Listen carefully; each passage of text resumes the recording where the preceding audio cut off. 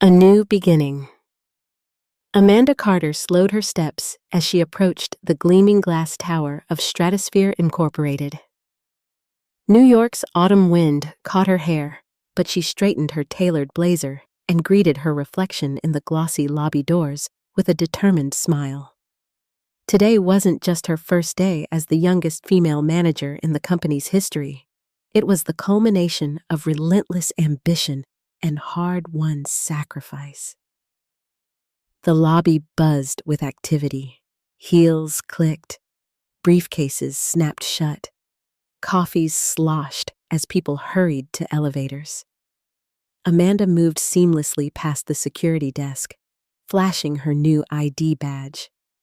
The receptionist offered a polite nod, and Amanda recognized the subtle curiosity in the woman's eyes.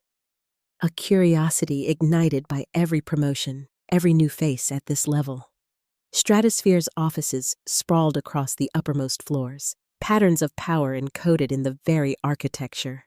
As Amanda rode the express elevator upward, she caught glimpses of Wall Street's chaotic energy through the glass walls, the city that never slept fueling her own nerves and adrenaline.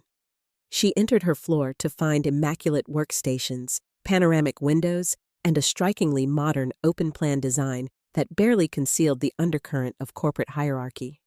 The company touted collaboration, but Amanda could sense the boundaries, unspoken, marked by nameplates and the weight of quiet ambition. Photographs of the CEO with notable business leaders adorned the marble hallway, each depicting the same confident smiles and firm handshakes. Amanda's new office was smaller than she'd imagined, but perfectly organized. A bouquet of congratulatory lilies already set on her desk. Her predecessor's name still lingered on files waiting to be archived, a symbolic reminder of the relentless pace of corporate succession. A flood of welcome emails arrived on her screen, polite, efficient, impersonal. Her calendar was packed for the week with orientation meetings, department briefings, and a lunch with the executive board. Yet beneath the surface warmth, Amanda detected a distinct reserve, the way voices on her introductory conference call paused just a second before answering, the almost imperceptible tension in greetings during her tour. Amanda scanned the open workspace. Most employees seemed wrapped in their own world. A young analyst studying spreadsheets, a group of men laughing too loudly near the corner, a pair of women deep in whispered conversation by the printer. Amanda recognized the invisible chessboard she'd just been placed upon, with alliances and rivalries shaping every move. In the mirrored elevator after her first meeting, Amanda caught her reflection once more. Composed, confident, but alone in the sea of frenetic ambition. She reminded herself, she deserved to stand here. She had earned it. No amount of skepticism or cold politeness would change that. As her first day unfolded, Amanda noted every detail. Who controlled the conversation in meetings, whose jokes prompted forced laughter, and which names were spoken with grudging respect. She responded to each challenge with measured professionalism, never betraying how sharply she felt the scrutiny. When dusk slipped through the Manhattan skyline and the office finally quieted, Amanda lingered in her chair, surveying the twinkling city lights below. Her mind teemed with anticipation and uncertainty, aware that this beginning, as bright as it seemed, concealed storms yet to come. But Amanda held onto her resolve. This was more than just a new role. It was the start of a journey where she would not merely survive, but define her own place in the high-stakes world she had fought so hard to enter. First to thorns. Amanda's initial sense of optimism quickly gave way to subtle discomfort as the days unfolded. The honeymoon period was brief. The reality beneath Stratosphere Incorporated's polished surface began to reveal itself, not through overt confrontation, but through almost imperceptible slights, sly remarks, and calculated exclusions. Her first team meeting was a hint of things to come. As Amanda presented her vision for the quarter, a group of senior male colleagues exchanged silent glances, their expressions unreadable. When she outlined proposed adjustments to streamline workflow, a mid-level manager named Scott interjected, his tone patronizing but wrapped in a cordial smile. Over the next week, the energy in Amanda's office shifted. Project outlines she sent for feedback returned with patronizing notes or no comments at all. Ideas she introduced in open forums were met with silence, until, at the next department meeting, one of her male colleagues would repurpose the same idea with slight modifications while receiving approving nods.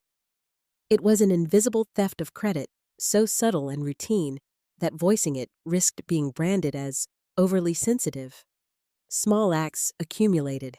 Important conference calls were scheduled conspicuously outside of the times Amanda had marked as unavailable, forcing her to appear out of sync or worse, reluctant to engage. Jokes at the coffee machine, some thinly veiled in workplace humor, danced at the boundary of propriety. Amanda's emails sometimes echoed with a frosty formality. Requests to her team were overlooked, only to be completed later after a superior male colleague's reminder. Invitations to after-work networking events, golf meetups, and backroom lunches seemed conspicuously absent from her inbox, even while photos from those gatherings circulated on the office group chat. But the exclusion wasn't always direct. Sometimes, it was a glance held a fraction too long when she walked into a room, or the sudden hush that fell over clustered conversations at her approach. Sometimes, it was the way her suggestions were documented in the shared project folder, only for her name to be missing from the summary circulated to upper management. Amanda refused to give in, but privately, the sting built up. Each slight was small: a missed handshake, a meeting delayed by technical problems that only seemed to affect her internet connection, a mistaken omission from critical email chains. Soon, it became clear. She was not merely being tested, but quietly targeted. The veneer of professionalism among some senior managers was precisely that, a veneer, easily cracked when threatened by change. Beneath the daily grind, Amanda sensed something more insidious lurking. During one hurried walk down the hallway, she overheard her name punctuate a hush-whispered conversation between Scott and a group of trusted confidants. The words blurred, but the intent was clear. Her role was seen as temporary, her ideas as expendable, her success as an affront to their order. Instead of allowing the hostility to sour her drive, Amanda became more observant and measured. She took careful notes of every comment and snub, hidden behind a facade of courteous professionalism. She responded with unwavering poise, aware that every word and action was being scrutinized. By the end of her second week, Amanda fully understood. The thorns on her path were real and growing deeper by the day. But as she looked across the glossy, sunlit offices of Stratosphere, her determination only sharpened. If this was their game, she resolved, she would learn the rules, and she would play to win silent shadows. In the weeks that followed, Amanda was haunted by an unspoken heaviness that pressed in on her from all sides. The relentless undertone of exclusion at Stratosphere no longer surprised her, but it drained her in ways words couldn't capture. Each day felt like a private struggle, one that unfolded not just in meetings and emails, but in Amanda's mind long after office hours had ended. Nights became the hardest. Amanda would return to her small Manhattan apartment and stare out the window at the blinking city lights, replaying the day's slights in her mind. Each belittling comment, every stolen idea, every carefully orchestrated slight, small on their own, accumulated into a silent ache deep within. She thought of responding, of calling out the men who undermined her, but the risks seemed overwhelming. Would she be branded emotional, difficult, or worst of all, expendable? Phone calls home became a lifeline. Her mother's voice, gentle but worried, pressed her to stand up for herself. "You can't let them walk over you, Mandy. You're there for a reason." Don't ever forget that her father offered practical advice. Save every email, keep a written record, don't give them ammunition. Friends from her old life texted her encouragement.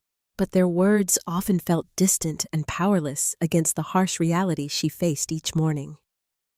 Amanda debated confiding in HR, but horror stories from friends, women who spoke up, only to be sidelined or forced out, haunted her thoughts.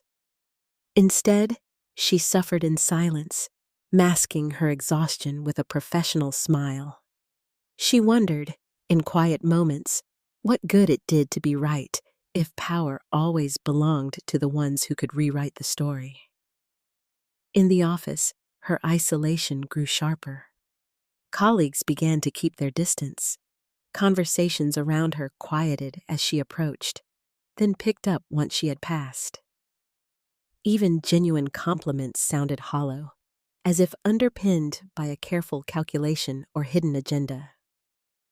The weight of loneliness settled on her at her desk, in the elevator, even in crowded meetings where her presence seemed to unsettle rather than inspire.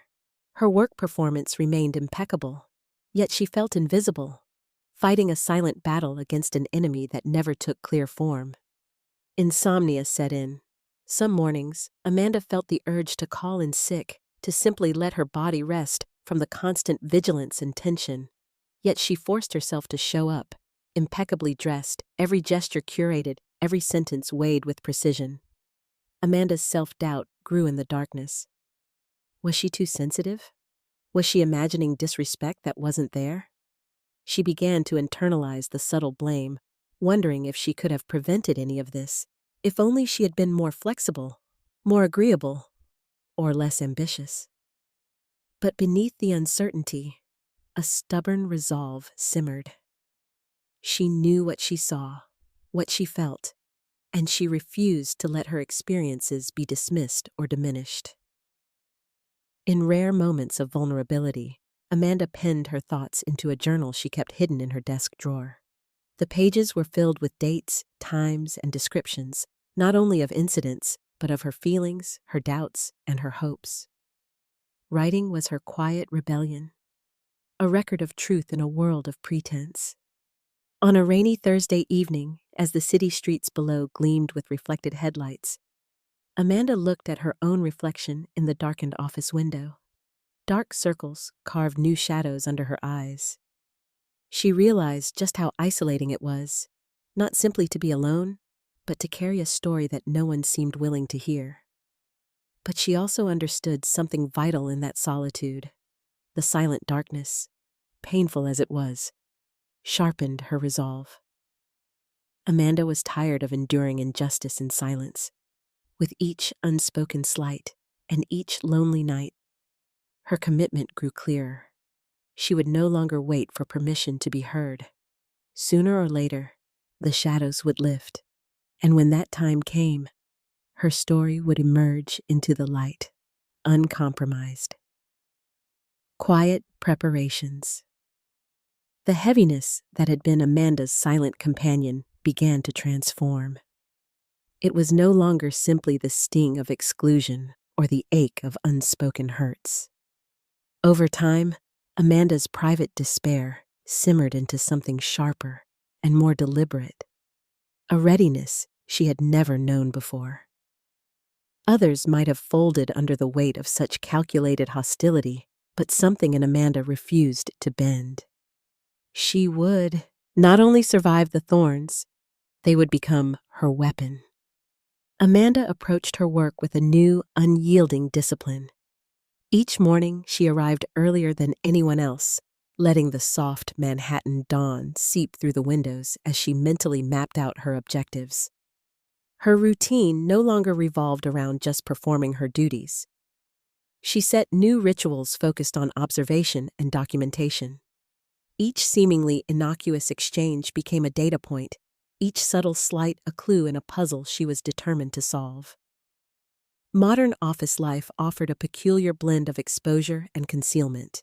In Stratosphere's open-plan workspace, Amanda felt paradoxically visible and yet overlooked, her every move watched by those waiting for her to stumble, but the true source of harm hidden behind practiced smiles. She understood that her quest for justice could not be a loud, righteous stand. If she were to succeed, she would need to be methodical, discreet, and above all, patient. The evidence log. Amanda's first step was constructing her private evidence log, a digital vault housed on a password-protected flash drive she carried everywhere. Into this, she poured the raw material for her plan. Forwarded emails with timestamps revealing conspicuous omissions, snapshots of message exchanges where her instructions were ignored or belittled, calendar invitations set at impossible times. She learned to archive her own sent emails religiously and take screenshots before accidental deletions could erase incriminating content. She kept detailed records after every meeting: who was present, who interrupted, whose ideas were acknowledged, and whose were buried beneath layers of politeness or passive resistance. Any jokes or asides that crossed the line of professionalism went into the log as verbatim quotes, annotated with context and reaction. She built spreadsheets cross-referencing her deadlines and deliverables against those of her colleagues, highlighting discrepancies that only became apparent with this wider perspective. Amanda also started to use her phone's voice recorder judiciously, activating it when she sensed certain conversations would stray into questionable territory, or when a private feedback session loomed. She reminded herself constantly to balance legality with necessity, never recording where it was explicitly prohibited, but ensuring she had enough contemporaneous notes to back up her word. Relationships and reconnaissance. But Amanda's preparation was more than just cold data gathering. She began to observe the intricate web of relationships within Stratosphere, deciphering the alliances and fault lines that defined the day-to-day power structure. She noticed that the men most resistant to her ideas also gravitated toward one another over coffee breaks, sharing whispers and glances whenever Amanda entered a room. There was always someone, Scott usually, who initiated the exclusionary games, but Amanda detected subtler players as well. The ones who rarely spoke in meetings, yet always appeared on important email chains, or those who cultivated a friendly rapport with upper management while perpetuating toxicity in the background.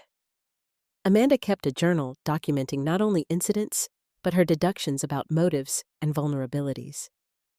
She wrote down which executives prided themselves on their impartiality, who disliked negative publicity, and who was known to change sides depending on which way the wind was blowing. All this would become relevant when the time came to escalate her case beyond her immediate department. She also worked to nurture authentic relationships with those few colleagues who seemed untouched by the infectious disdain. Amanda reached out to the junior analysts and administrative staff, making small talk in the staff kitchen and offering her help on minor projects.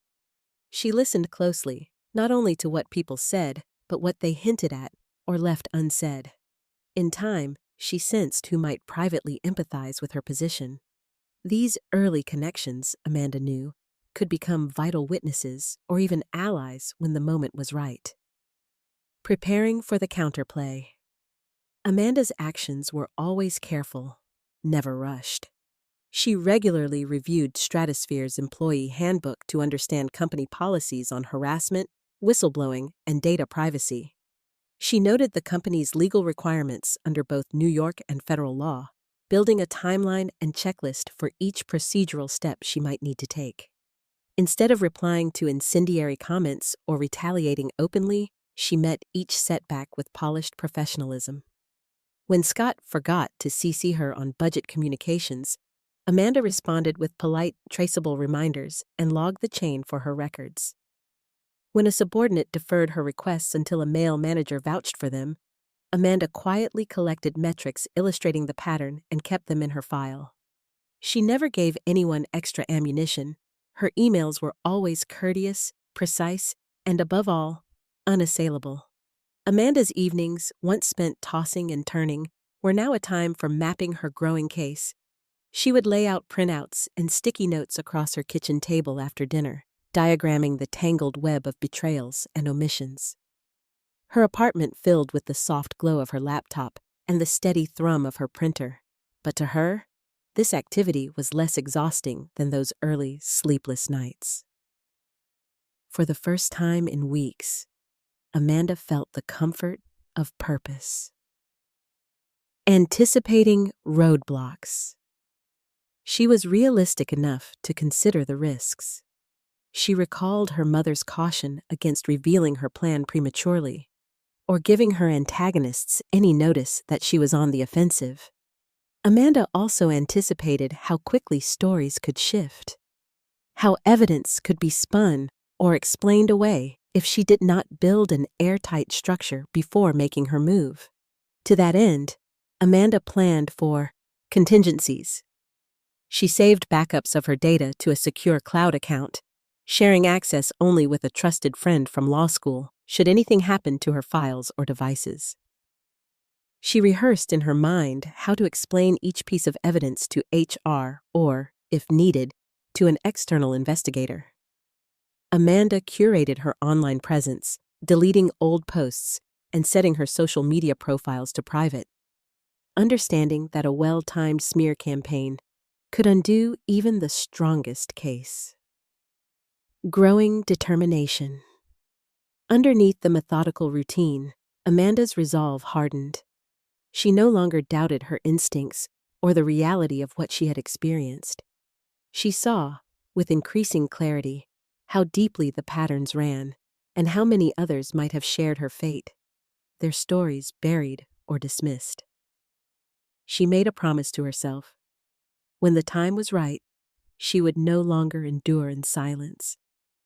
Her evidence would speak, and the polished facade of Stratosphere, so proud of its diversity in advertisements and glossy annual reports, would be forced to answer for what lurked beneath. As October turned to November and the city's wind took on a colder edge, Amanda felt both battle-worn and fiercely alive. Her preparation was no longer just a shield, but a sword. The next move would be hers, and she was ready to wield it with intention and clarity. The first leverage. The city was bracing for winter. By the time Amanda arrived at Stratosphere each morning, the sun was a thin gold line over the East River, promising warmth it never quite delivered. The lobby's polished marble gleamed, an icy stage for daily power plays. Amanda moved through it all, calm, precise, increasingly unreadable. On the surface, nothing about her routine indicated change. But internally, she was more alert than ever.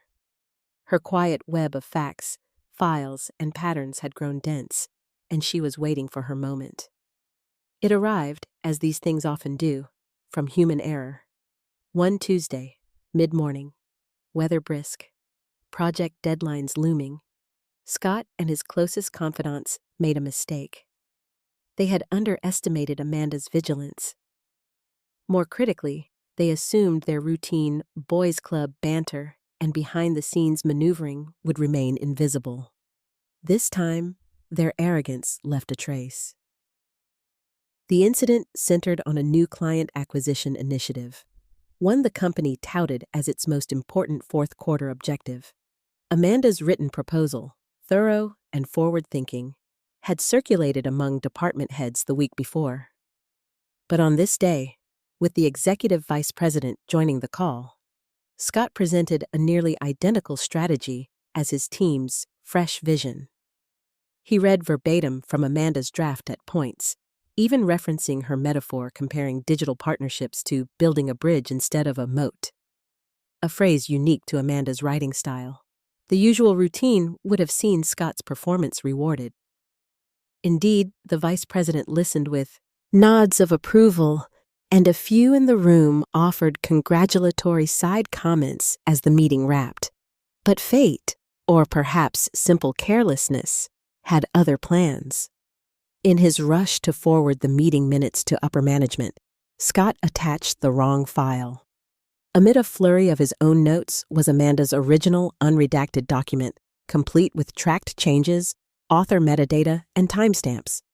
It was a textbook blunder, and Amanda caught it within minutes of the message appearing in her inbox.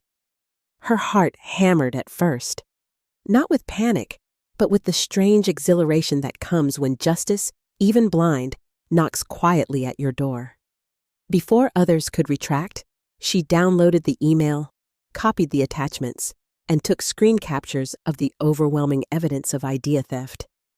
It was more than just proof of unethical credit stealing. It was a direct, documented link showing the systematic undermining she'd endured for months. Amanda did not rush her response. She spent the afternoon observing the office, noting the undercurrent of anxiety spreading as Scott's team realized their error. Their energy was less boisterous, more clipped and cautious. People who'd spent weeks dismissing Amanda's concerns now eyed her with curiosity or wary respect, uncertain how she might react. She allowed the tension to build, using it as a silent signal. The rules of play were changing. During meetings, she remained professional, supportive of group goals, forgetting no names during updates, asking insightful follow-ups that only those close to the project would know. If Scott or someone on his team made a show of ownership, Amanda would politely direct a question back toward the documented proposal, referencing page numbers or timestamps. Those in the know gradually grew more tense, fumbling for explanations only to realize that the paper trail betrayed them. That evening, long after most employees had trickled out, Amanda composed her own email, calm, objective, thoroughly documented. She forwarded both the original proposal and Scott's mass email to the Director of Compliance, copying HR and legal, but leaving out the perpetrators for the moment. She outlined what had occurred, noting plainly the sequence, the matching content, and her desire not to escalate, but to clarify authorship and maintain the company's high standards of transparency and ethics. The effect was immediate, though the true ripples unfolded with surgical precision. Within 24 hours, Amanda was called in for a confidential meeting with HR and a senior compliance officer. The director's tone was measured, but her questions revealed genuine concern, not only about Scott's behavior, but about what it implied regarding company culture and lingering risks. Amanda provided clean, irrefutable evidence, including version histories, digital signatures, and a log of earlier incidents that now took on far greater weight. HR, for their part, took pains to reassure Amanda, on the record, of the company's zero-tolerance policy for retaliation or intellectual theft. They requested that she remain discreet during internal review, promising that the issue would be investigated thoroughly and all parties questioned privately. Meanwhile, word slowly leaked through the office grapevine that something serious had changed. The after-hours gatherings in Conference Room B all but ceased. Scott and his clique became less visible, and individual team members began quietly seeking Amanda out for project clarification, or, tellingly, to express their allegiance. But Amanda's true victory was not simply in exposing Scott's cut-and-paste faux pas. It was in reframing the power dynamic. No longer could her detractors rely on invisibility or backroom politicking. The message was clear. Amanda played by the rules, but she played to win, and she would defend her work with equal parts composure and intelligence. Upper management, attuned to the growing risk of internal scandal and the possibility of negative press, began to engage more directly with Amanda. Executive emails shifted in tone. Her insights were now solicited firsthand for the upcoming client pitch. Discussions of company integrity and leadership accountability became routine agenda items, signaling to the wider team that the company's priorities were shifting, however reluctantly, toward transparency and fairness. Outside the meeting rooms, Amanda noticed subtle but important changes. Coworkers smiled with genuine unease, some with respect, others with self-preserving calculation. An administrative assistant slipped her a note of thanks for standing up, revealing that she too had weathered similar erasure of effort but lacked Amanda's evidence and nerve. Junior analysts, previously silent in group discussions, now contributed ideas more freely when Amanda chaired the meeting, creating a ripple of confidence that was contagious in its own quiet way. Still, Amanda remained cautious. She anticipated attempts at spin, denials, or even backlash from those with more to lose. Each email, every conversation, was logged. She made careful updates to her evidence, copying critical files each evening to her secure cloud. She also made deliberate efforts to maintain professional courtesy with everyone, even those who'd done her wrong, knowing that an open display of anger could be twisted. But silent strength would be harder to undermine. Late one evening, Amanda walked the long hall back to her office. As she passed the darkened glass walls, she caught her reflection, shoulders squared, calm, sharper around the eyes. There was no longer any trace of the new manager nervous about belonging. She realized she'd crossed an invisible threshold, using her adversary's misstep as leverage not only for justice, but to change the entire narrative about who held power at Stratosphere. She allowed herself a brief moment of pride, breathing in the cool office air and the distant sounds of Manhattan below. This was only the first move. She knew that the road ahead would be full of obstacles and counterattacks. But for now, Amanda Carter was no longer a silent observer behind glass walls. She was playing the game, and for the first time since arriving, she was moving the pieces. The beginning of the collapse. The evidence Amanda had so meticulously gathered was no longer locked away on a private hard drive or quietly referenced in private meetings. Like a slow leak turning into a flood, the truth began its difficult journey upward, toward those in power who could no longer ignore it. It started with a series of pointed, anonymous emails sent directly to the board of directors and the CEO, emails compiled, anonymized, but containing unmistakable details and attachments. Key pieces of Amanda's documentation appeared: email threads with her name cut from correspondence, drafts with tracked changes revealing her original authorship, calendar discrepancies, and a spreadsheet mapping out weeks of systematic exclusion. The sender's identity was concealed, but the content, sharp, deliberate, and impossible to dismiss, sent a chill through the executive floor. Within hours, the mood at Stratosphere shifted.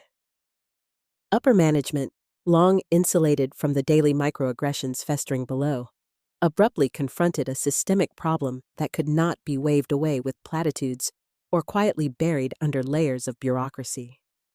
Department heads called emergency meetings behind closed doors.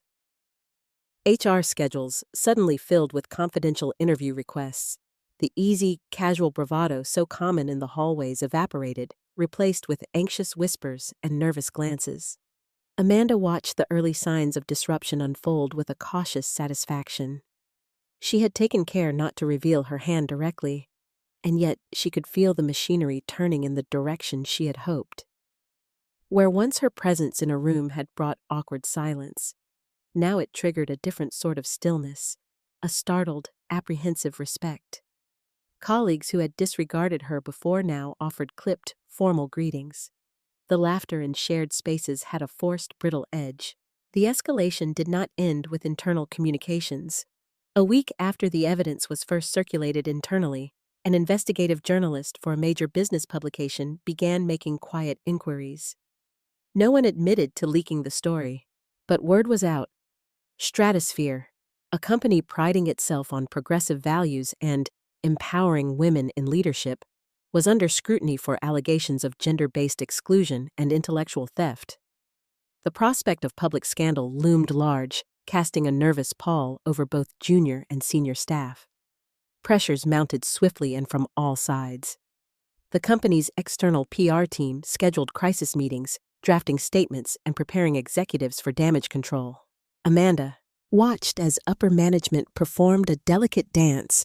On one side, seeking to appease the growing unrest from employees and the press, and on the other, striving to maintain a facade of confident composure. The board demanded a formal audit. An independent HR consultancy was brought in to investigate the internal culture at Stratosphere. Employees were instructed to make themselves available for interviews, to submit emails and project histories for review. An air of anxiety permeated the building. Once unquestioned authority figures now kept their doors shut, their calendars guarded. For Amanda, these days were marked by a complicated mix of vindication and dread. Her actions were already having ripple effects beyond what she had foreseen. She maintained her professionalism, kept her head down, and continued documenting everything. She was summoned multiple times to HR and legal. Never accused directly, but always questioned about the climate, the behavior of specific managers, and her own experiences. In each session, Amanda answered with the same clarity and restraint that had become her armor. She shared evidence when asked, withholding nothing, but avoided the tone of revenge. She framed her responses in terms of company integrity and respect for policy, always careful to show her motivation was justice, not retribution. The process was taxing. Friends outside the company saw Amanda less often. Her evenings stretched late as she organized documentation and prepared for the next day's uncertain skirmishes. The strain showed in subtle ways, a tighter set to her jaw, an exhaustion that rest could not fully ease. And yet, Amanda pressed on. She had begun a process that could not be reversed, and somewhere in the background, she understood that her destiny at Stratosphere would be unalterably changed by the coming reckoning. For the first time since joining, Amanda saw clear fractures within senior management. Meetings that once radiated an air of unassailable unity now sparked with tension.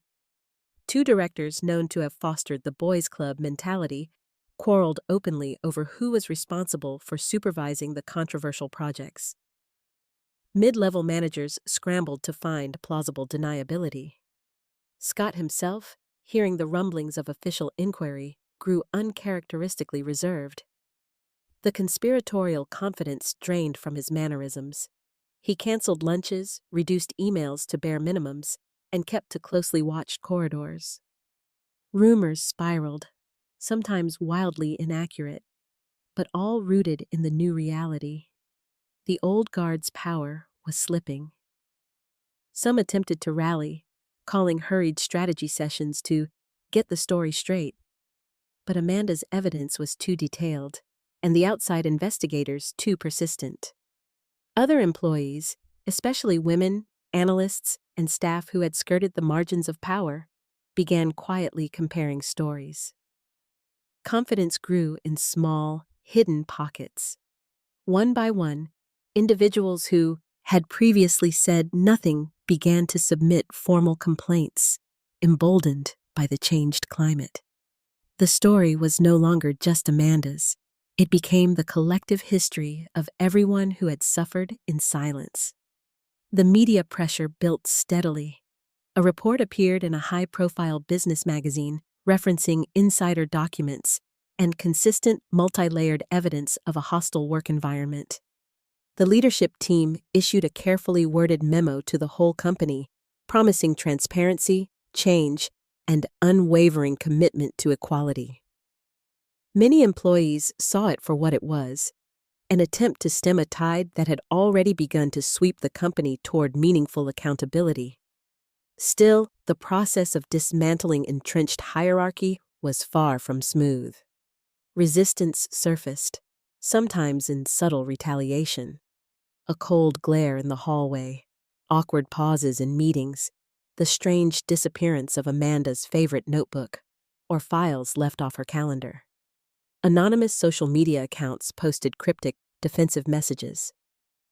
Amanda was careful, though, never to retaliate, never to take a single step out of line, and always to keep her documentation updated. Beneath the chaos, something essential was shifting. The company's leadership, forced for the first time to reckon with their own systemic failings, moved from denial to anxious acceptance. Departments restructured teams. Compliance webinars became mandatory. The culture became one of hyper-cautious observation. Amanda overheard conversations that, a month ago, would have been squashed instantly. "Do you think it's safe to talk to HR? Have you seen the numbers in that shared folder? I never trusted Scott, honestly." There was no undoing what was in motion. Amanda, while never gloating, recognized her own evolution. She had started as an outsider, passed through the crucible of isolation, and, by refusing to break, had become the catalyst for transformation. Her role shifted in the eyes of others, from target to survivor to reluctant leader. Her battles, once solitary, now inspired solidarity among the silenced. As November's first snow brushed the windows of Stratosphere's tower, Amanda sat quietly at her desk, watching the city fade into gray. The world outside seemed transformed by her actions and the chain reaction she'd set off. She didn't know how or where the story would end, but she knew that nothing, at Stratosphere or within herself, would ever be quite the same again. The price paid. The reckoning, when it came, was not a sudden explosion, but a series of relentless waves that swept through Stratosphere Incorporated. At first, the air was heavy with apprehension, a charged silence that signaled to everyone that irreparable change was already underway. Amanda found herself walking through an office transformed. What was once a domain of bravado and whispered alliances had become a stage for reckonings big and small. The initial casualties of the truth were those who had orchestrated and perpetuated the toxic status quo. Human Resources began issuing formal notifications, mandatory meetings, administrative leaves, internal interviews. Word spread quickly. Scott, who had been untouchable and smug only weeks ago, arrived at work one morning to find his badge deactivated. Security, stern-faced, escorted him from the premises while a handful of employees watched through glass walls, pretending to focus on their screens. Shortly after, notifications hit inboxes. Scott K. will be on indefinite leave pending the results of an ongoing investigation. He was only the first. Other members of his inner circle, those whose names had appeared most often in Amanda's evidence, were similarly suspended. Some received public warnings, others were demoted. Rumors swirled of abrupt firings, but Stratosphere's leadership kept public statements vague and legalistic, no doubt mindful of lawsuits and reputational fallout. Even those who had considered themselves peripheral to office politics found themselves implicated. Their habit of laughing at the wrong jokes, looking the other way, or choosing convenience over conscience was no longer invisible. The company's internal news bulletins, once filled with self-congratulation and quarterly successes, became instruments of somber transparency. Commitment to a respectful workplace. Ongoing inquiry into leadership conduct.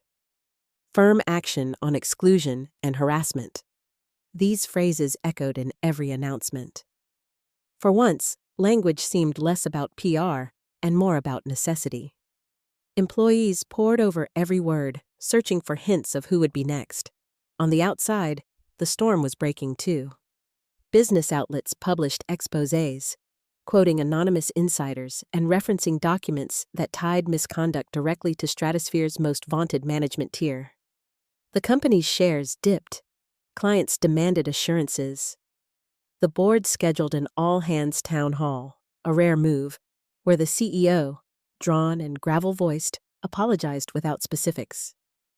"We are correcting wrongs that should never have occurred," he said. "We acknowledge the strength it took for those affected to come forward, and we are committed to lasting culture change." Privately, those who had suffered in silence at Stratosphere began to come together.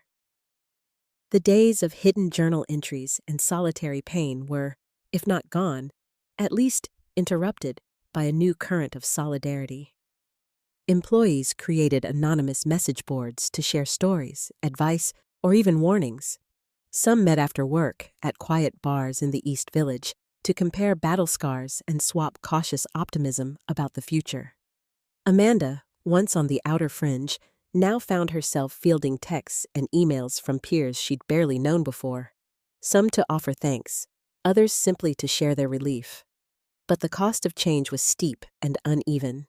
Not all colleagues turned on the old guard. A few, especially those who'd benefited most from the power structure, lashed out with bitterness or clung to their denial. Rumors circulated that Amanda had orchestrated the entire affair for personal gain. Anonymous messages appeared on public forums, some calling her brave, others branding her a troublemaker or opportunist. More than once, Amanda found herself the subject of speculative articles hinting at the risks of activism or the complex new role of corporate whistleblowers. Not all the retribution was professional. Amanda returned home more than once to find hostile letters slipped under her apartment door, or to see her social media profiles flooded with both praise and hate. Friends and former colleagues offered conflicting advice. "Lay low for a while," counseled one. "Don't flinch, now that change is coming," urged another. The emotional price, Amanda realized, was a perpetual balancing act between pride and fatigue. Nights remained difficult. Her mind replayed every conversation for traces of new threats or lingering support. Within Stratosphere, the day-to-day atmosphere changed in obvious and subtle ways. Meetings that were formerly dominated by a few loud voices became quieter, more democratic. Men who worried about being implicated spoke less and listened more.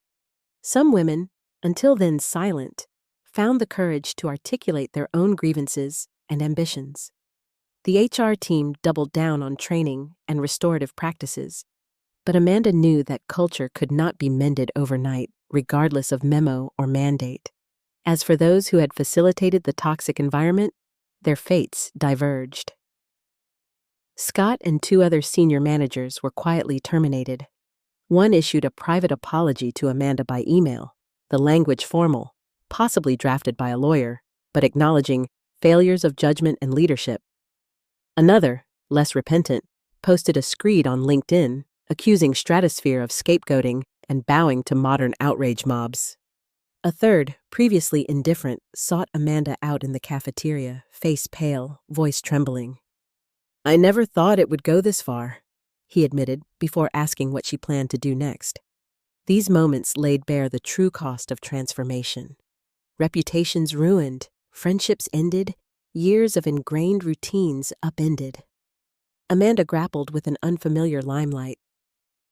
Management praised her commitment to integrity at internal events, yet the weight of attention felt less celebratory and more like a test.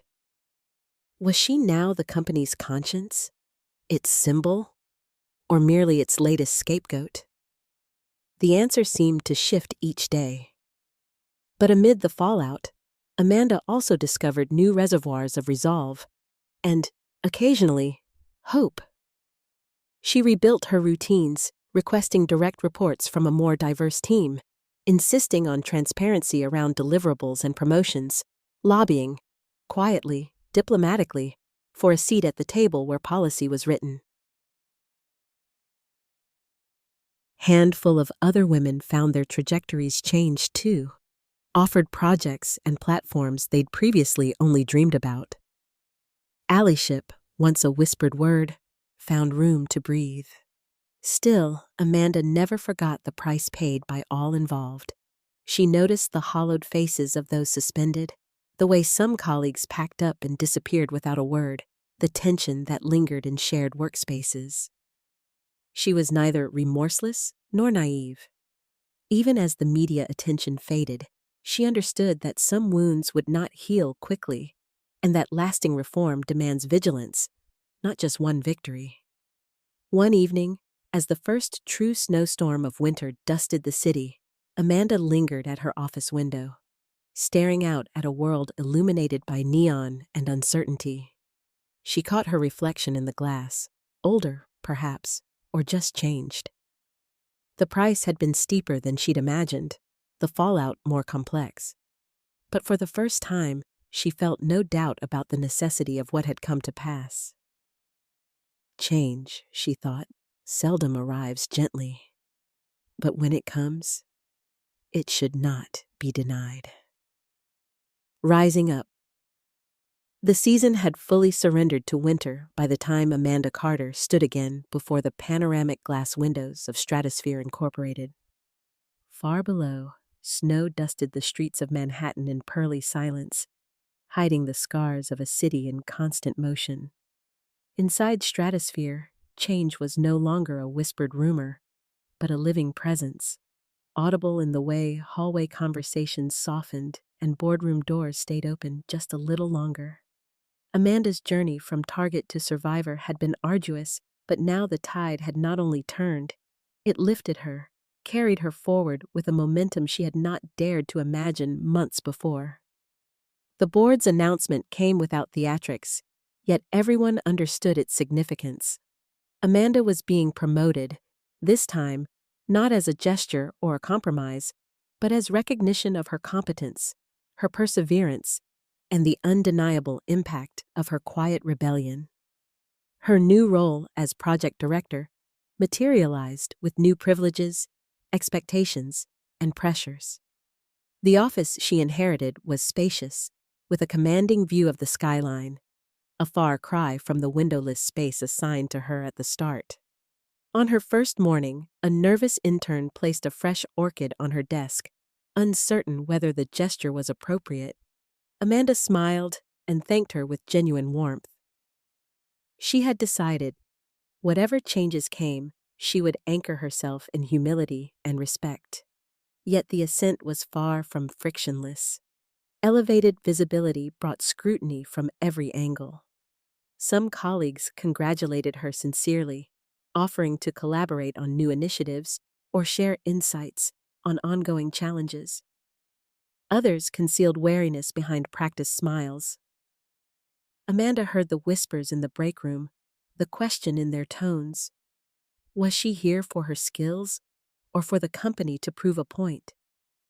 Was she to inspire or to serve as a living promise they could point to when challenged on equity? Amanda responded to uncertainty with openness.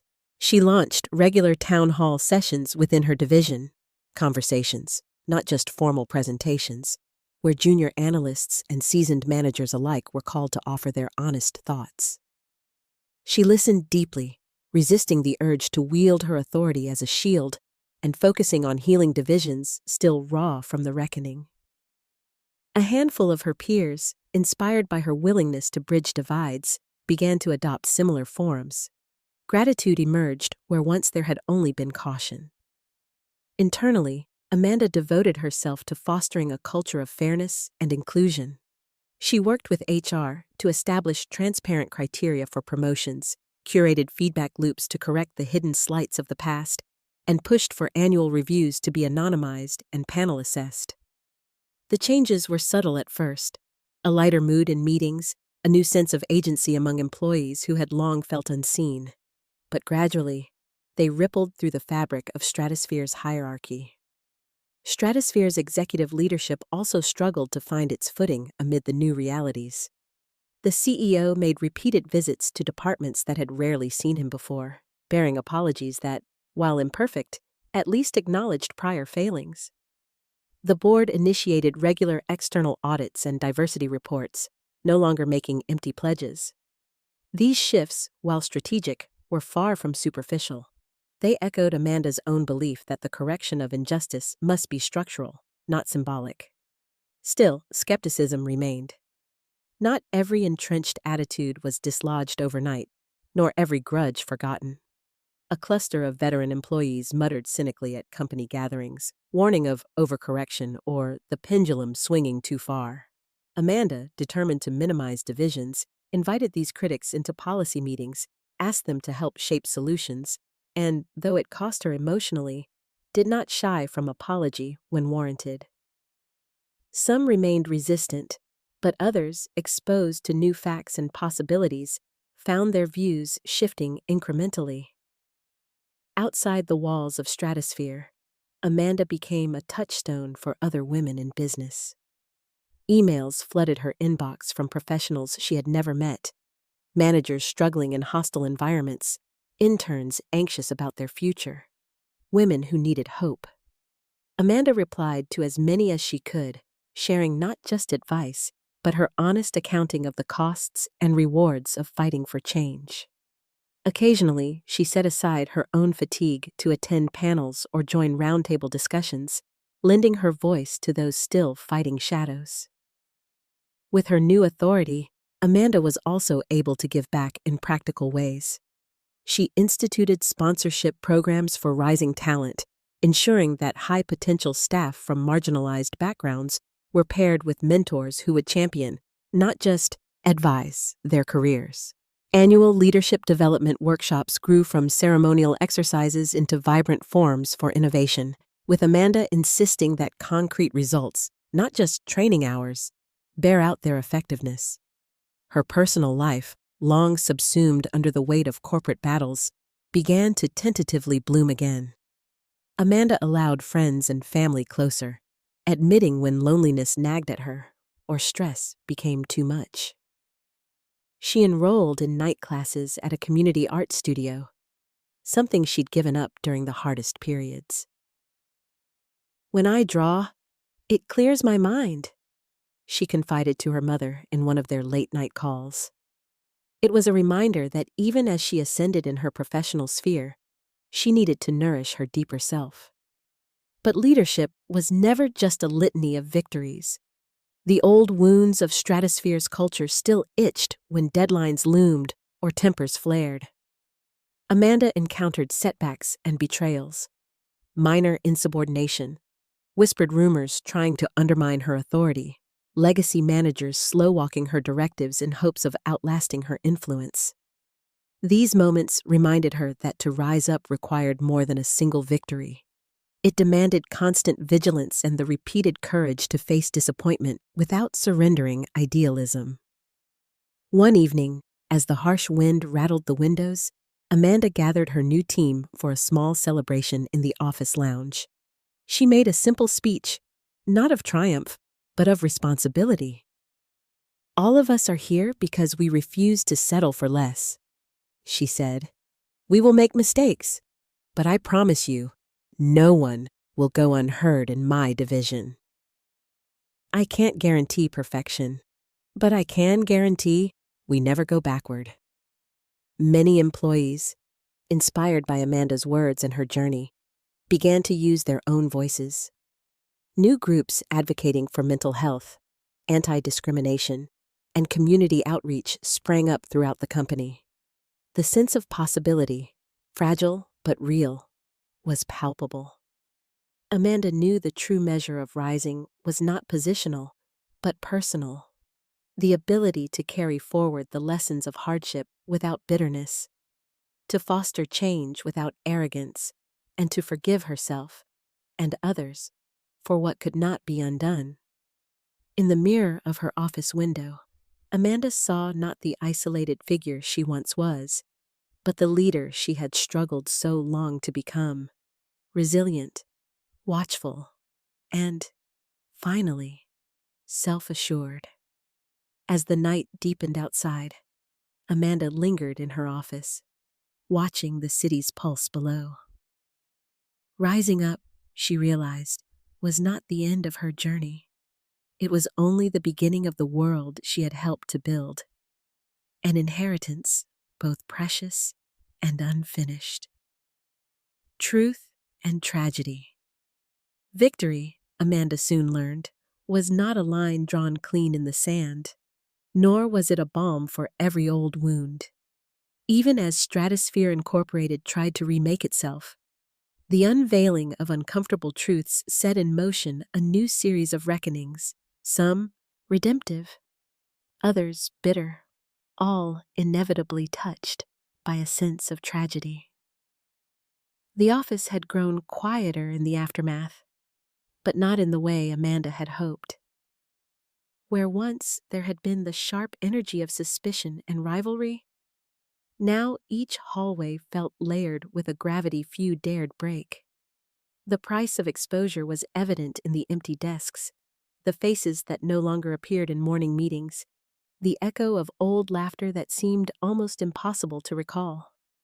The company had lost several high-profile executives, and with them had gone chunks of memory, experience, and many invisible threads holding the team together.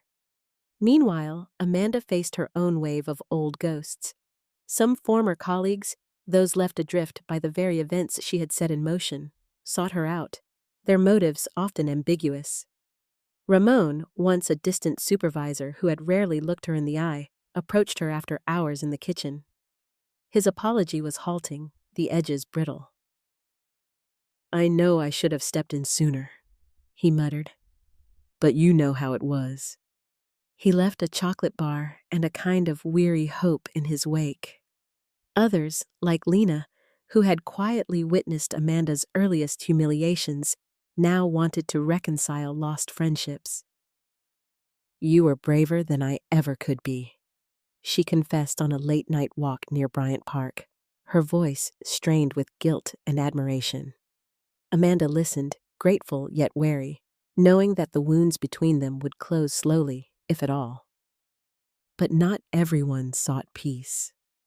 The first signs of backlash emerged in subtle, passive-aggressive ways.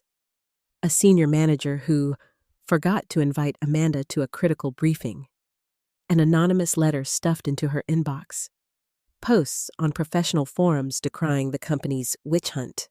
Behind these gestures lurked an anxiety that was not just about change, but about blame.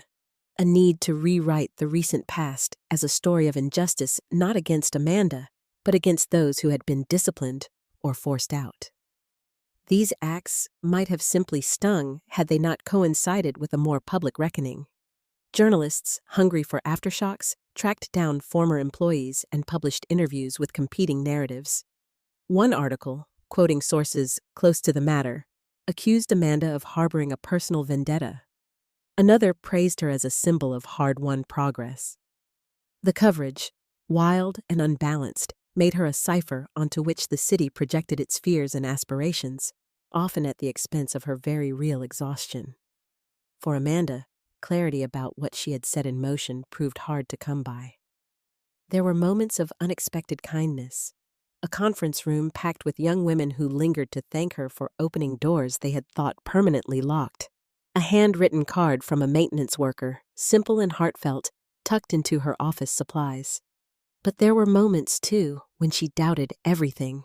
Nights when she and her mother spoke in whispers for fear of being overheard. Or when she reread old emails searching for reassurance she had not crossed an invisible moral line. More troubling were the stories that surfaced. Stories both of those who had been hurt by the old system and of those who now felt newly adrift. She learned that one recently fired manager had suffered a breakdown. Another, long shielded by privilege, had made a tearful exit captured by the gossip blog that monitored the city's corporate circuit. Some on Amanda's own team confessed their ongoing unease, unsure how to navigate a world where old certainties had been uprooted and where alliances could not be taken for granted. Amanda's greatest struggle, though, was not with others, but with herself. As winter deepened, she felt the weight of choices that did not easily map onto a scale of good or bad. Her belief in justice had carried her through isolation, marginalization, and retaliation. But justice, she saw now, was jagged. It came with unexpected collateral damage, and for the first time, she faced the possibility that doing the right thing did not guarantee the right outcome for everyone. In meetings, she found herself hesitating before making decisions. Was she being generous or naive? Firm or punitive? Promotions had to be weighed not only on merit, but on the question of whether the recipient felt like a true believer in the new cause, or was merely shifting with the tides to survive. Amanda launched voluntary listening sessions, encouraging team members to air their doubts, anger, or grief.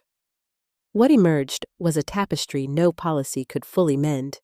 Employees passed over for opportunities, women still wary of speaking up, men cloaking their insecurities behind perfunctory apologies, immigrant workers asking whether their own complaints might now be safe to raise.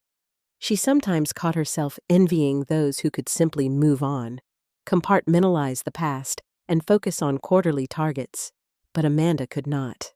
Her commitment to truth had always transcended self-interest.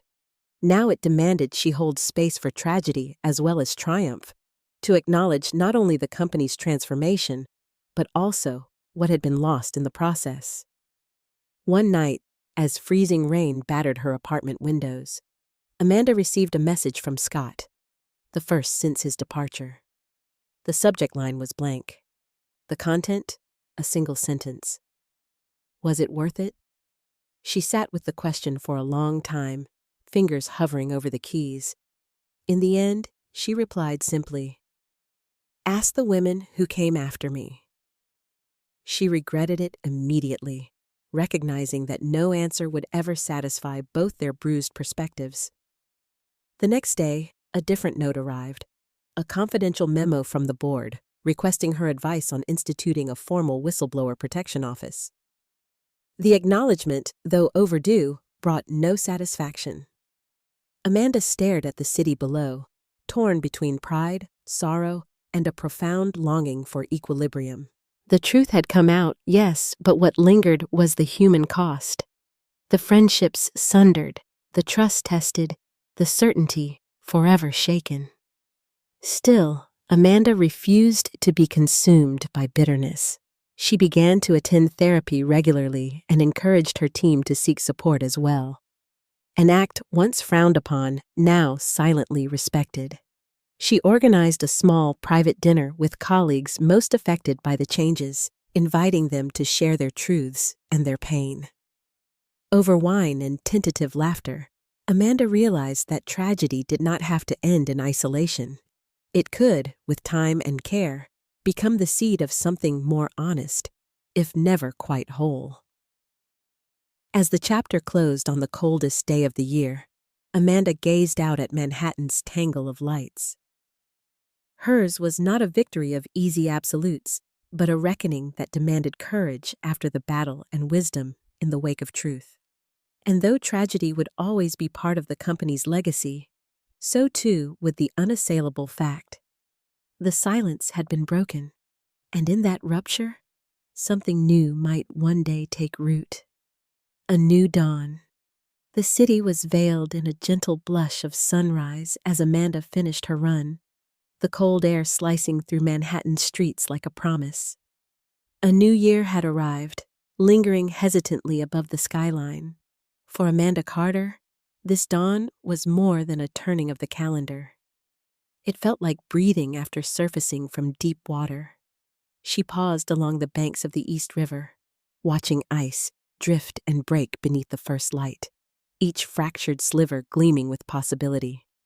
It hadn't been easy to reach this point. The scars from Stratosphere's long reckoning still ran deep, in her company, her colleagues, herself. Yet the weeks of winter had become a crucible for transformation. Amanda had emerged changed, older perhaps, but less burdened by guilt, her resilience burnished not by denial, but by reflection and choice. One of the most pivotal choices had been the decision to forgive herself, first and foremost. For months, she'd carried a gnawing sense of responsibility, not only for having upended an entrenched system, but for the collateral pain that followed. She replayed sleepless nights, the tense aftermaths of confrontations and the faces lost along the way. But as snow gave way to fragile sunlight, Amanda learned to see her role as necessary, not destructive. She understood now that progress always carves faults as deeply as it lights new paths. Reflecting on her journey, Amanda knew that true closure would not come from a single personal epiphany or company policy. It would require the slow, careful weaving of a new social fabric, one that recognized not just achievement, but the cost of justice. She resolved to be open about her own scars, serving as an example for those who followed. At Stratosphere, the ripples of Amanda's courage continued to reshape every corner. Transparency was now more than a buzzword. It was a living mandate. Cross-departmental meetings opened with moments of reflection, and previously silenced voices were solicited for their opinions on every major decision. HR's whistleblower office was inaugurated in a modest but emotionally charged ceremony, with Amanda present as both advisor and witness, no longer simply the whistleblower, but a partner in building safeguards for those who came next. A newsletter from the Equality and Inclusion Council highlighted Amanda's story in measured tones, connecting her struggle to broader trends in corporate America.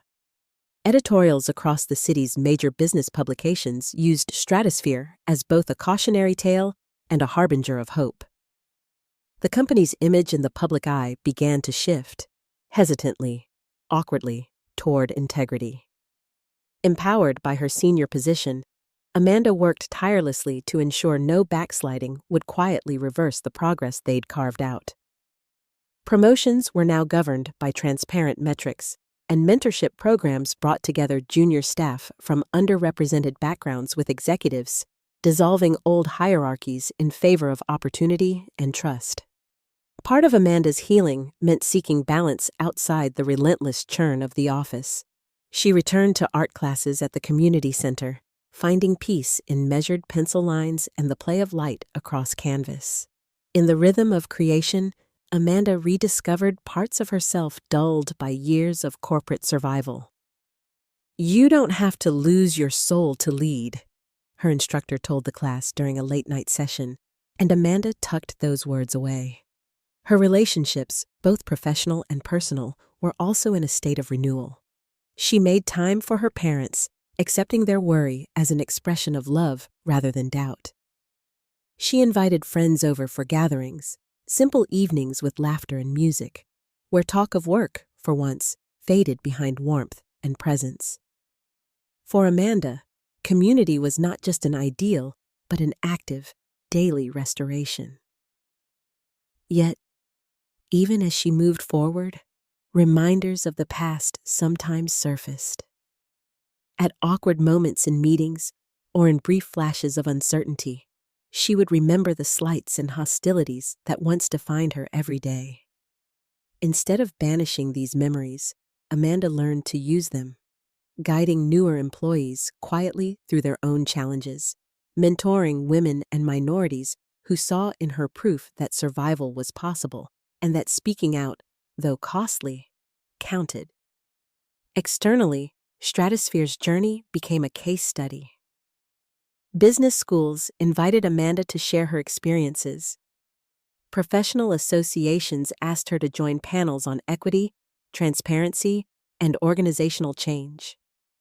She spoke candidly about both triumph and failure. There is no perfect victory. Justice means discomfort.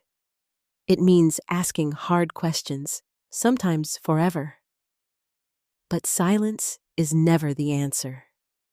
She used her growing influence to advocate not just for women, but for all, those silenced in corporate contexts, the unacknowledged, the immigrants and first-generation graduates, the employees with invisible burdens. Her emails became peppered with confidential requests, advice for dealing with retaliation, strategies for resilience, pleas for mentorship. Amanda responded to each, knowing every story reflected the wider struggle against systems slow to change. Yet as the seasons began their subtle shift, Amanda realized she was building a legacy more profound than institutional change. Her real victory, she understood, was the creation of a culture that questioned itself, where dialogue was valued and where forgiveness of others and oneself was a foundation, not a concession. In the new light of spring, Amanda led her division in a community outreach initiative developing internship programs for students from underfunded city schools.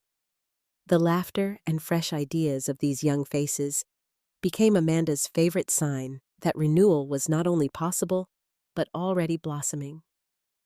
As Stratosphere's annual report rolled out, leadership credited the courage of individuals who spoke up and the willingness of many to listen. For the first time, Amanda allowed herself to believe in the possibility of generational change. Not a clean rupture, but a sunrise over a landscape of honest scars and steady growth.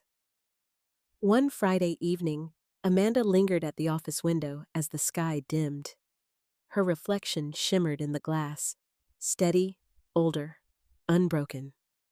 Below, Broadway hummed with life, carrying 1,000 stories forward on its neon-lit current. Amanda allowed herself to feel hope, not naive, but earned. The world inside and outside stratosphere would never be facile. But dawn had come just the same. As she shut off the lights and slipped her keys into her pocket, Amanda carried with her not just the lessons of grief and courage, but a conviction that every hard-won inch of justice could give way to miles of change, if one was willing to begin again and again with a single step toward the light.